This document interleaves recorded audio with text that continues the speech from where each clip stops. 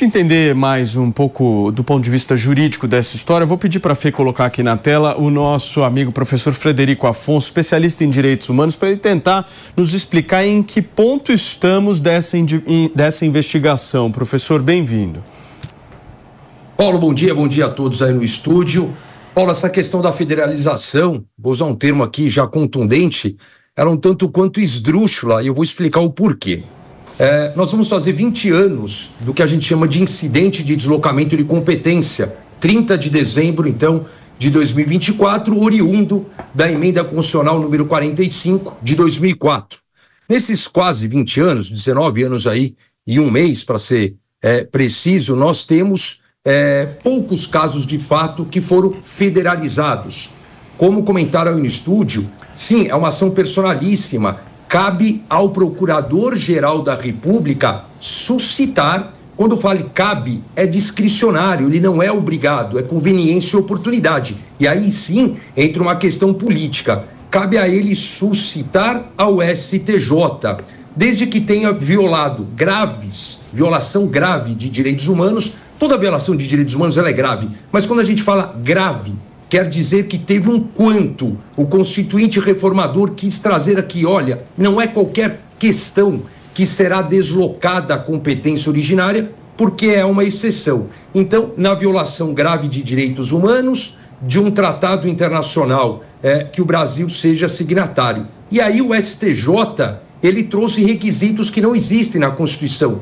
Tem que estar demonstrado uma inércia das autoridades locais. Tem que estar demonstrada ali uma falta de vontade, tem que estar demonstrada uma falta de material humano, logístico, etc. Poderíamos alegar por isso. Mas por que eu falo que é esdrúxula?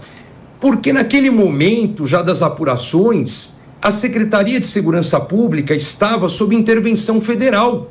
Então o que acontece? Você tem um braço federal na apuração, em que pese ter sido trocada só a cúpula, mas como você tem já uma questão de intervenção federal, falar em federalização, principalmente naquela época, era federalizar o que já estava federalizado. Numa explicação bem rápida, o inquérito policial, ele estava federalizado em que pese estar sendo instruído pela Polícia Civil local. Ao término, o delegado de polícia jamais poderia remeter este inquérito policial ao Ministério Público Estadual, já que a Secretaria de Segurança Pública estava federalizada. Ele deveria remeter a quem? Ao Ministério Público Federal, que analisaria o caso e poderia devolver a origem. Só que a origem deveria ser quem? Não a Polícia Civil, a Polícia Federal. Então, a Polícia Civil, ela estava como um órgão estadual federalizado. A Polícia Militar estava como um órgão estadual federalizado, já que houve uma intervenção federal numa pasta das pastas existentes no estado do Rio de Janeiro. Então, o Ministério Público Estadual, ao receber o relatório do delegado de polícia, deveria remeter, na forma do decreto de intervenção tal, ao Ministério Público Federal, que deveria remeter, já que é um crime doloso contra a vida, à Justiça Federal do Rio de Janeiro, para providenciar então ali, se você já tivesse os elementos suficientes, não temos, né, para levar ao júri. Então eu escrevi sobre isso à época, porque eu sempre achei, se eu não me engano, a Procuradora-Geral da República era Raquel Dodge, e ela falava, vamos federalizar. Mas como federalizar se você já tinha uma Secretaria de Segurança Pública sob intervenção federal? Muito bem. Professor, muito obrigado, viu, Frederico? Um abração para o senhor. Valeu pela contribuição. Paulo, obrigado.